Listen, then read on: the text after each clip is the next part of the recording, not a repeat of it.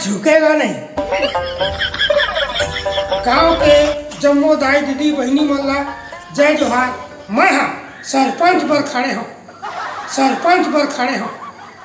हम बोला आप मन के साथ चाहिए। अभी मोला खटिया छाप मिले है, हम बोला खटिया मदेहा।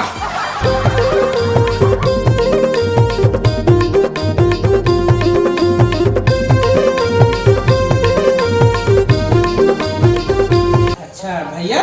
हाँ हाँ बताओ। अरे तो हाँ पिछले बार तो सरपंच में खड़े थे ना? हाँ खड़े रहे दादा। तो काहे चप्पल जूता मिले नहीं किथे? अरे जूता छाप मिले रहे। जूता जूता तो लगा ही नहीं है। आज तो पा रहे हो दादा, जूते जूता पा रहे। अच्छा तो आप मन तय खड़ा हो गए नहीं? अरे मैं खड़ा हुआ के सोच ले रहे हैं। तो कहीं नहीं खड़े हो? अरे जे जूता ही जहाँ बा जूता में तो अच्छा बात है। अरे तो पूरा गांव के भार भरोस उठाए पड़ जहाँ ना। ये तो अच्छा बात है।